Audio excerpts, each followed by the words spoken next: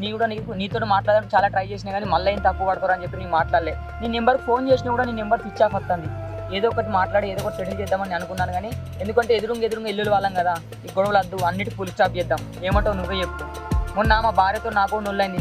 అరే నేను తప్పు చేయలేదంటే మా భార్య కూడా నేను తప్పు చేసినవాడు అని చెప్పి నన్ను వాళ్ళ ఇంటికి పోతాను. మా భార్య నాకు కూడా మా ఇంట్లో ఫుల్ నొల్లు అవుతున్నాయి. నా భార్య కూడా నా మీద చిన్న డౌట్ ఉన్నది. అంజలి ఇయ్యాల నుంచి ఈ మ్యాటర్ మొత్తం ఫుల్ స్టాప్ కావాలి. నువ్వు మీ భర్త దగ్గర ఏం తప్పు చేయనట్టు నిరూపించే బాధ్యత నాది, నా భార్య దగ్గర నేను తప్పు చేయనని నిరూపించే బాధ్యత నీది. ఒక్క చిన్న మెసేజ్ పెట్టినందుకు 1-2 సార్లు నీతో కలిసి మాట్లాడినందుకు ఇంత పెద్ద నొల్లు అయితే అని అస్సలు అనుకోలేదు. మీ అమ్మ కూడా మొన్న వచ్చి బాగా ఏడ్చిపోయిందట కదా, మా భార్యతో కూడా మాట్లాడిందట. మా భార్య నాతో చెప్పింది, ఆమె బతకామని బతకనిర్రి, నా బిడ్డ సంసారం నాకు ఖరాబ్ చేయకుర్రి.